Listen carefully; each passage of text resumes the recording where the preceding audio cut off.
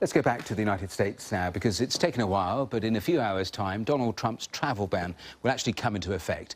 The Supreme Court partially upheld his controversial executive order, which had been blocked by the lower courts. People from 6 mainly Muslim countries will be affected. Those without a close relationship with somebody in the United States will not be able to enter the country. Well, Corey Brettschneider is Professor of Political Science at Brown University. He's also a constitutional lawyer and joins us live now from New York. Thank you so much for your time. President Trump declared this as a victory. So do his supporters. What's your take? I think that he spoke in extreme terms and way too soon. The truth is that what the Supreme Court said was that there was a substantial likelihood that at least part of his ban was unconstitutional or illegal. I think that there's a good chance that in the fall, when they hear the full case, they will say that actually this ban is a violation of our Establishment Clause and that it's based in unconstitutional animus towards Muslims. And yet, as we talk now, people from those 6 countries, and I read the exceptions, will be blocked from coming into the United States. That's correct, that the court decided that in the meantime, while we're waiting for them to hear the case, that they would allow some of the ban to be implemented.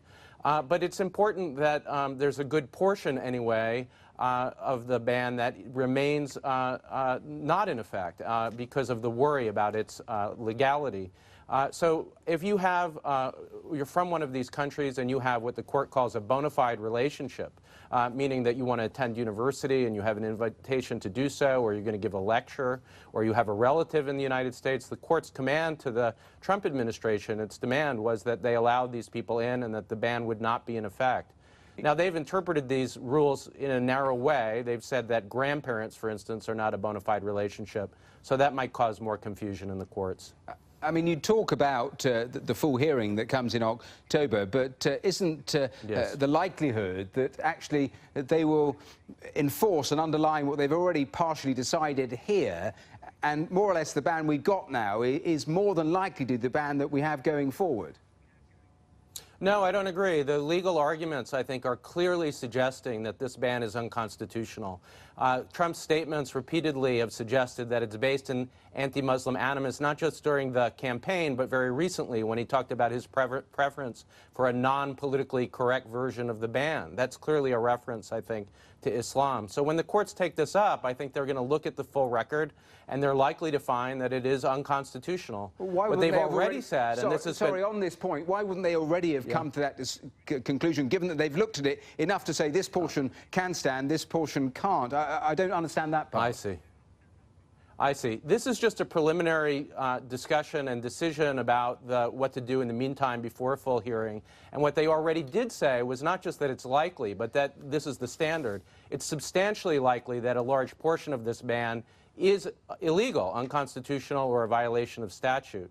Now, there is an area, non-bona fide relationships, as they call it, that remains open to question. But the fact that they haven't said that it's substantially likely that they're going to overturn that part of the ban does not mean that it will stand. In fact, they're going to have to look closely at it. They might be undecided, but my view is, having studied this, that the legal arguments are so strong against it that in the end, if the ban is still in effect, that the court will strike it down. What has the lead-up been like this time around? The original ban caused so much chaos on the ground. We saw that in different airports. We saw protests that then followed. What about this time around? The court has given a direction, which, as I said, is this requirement of a bona fide relationship with somebody in the United States or an institution.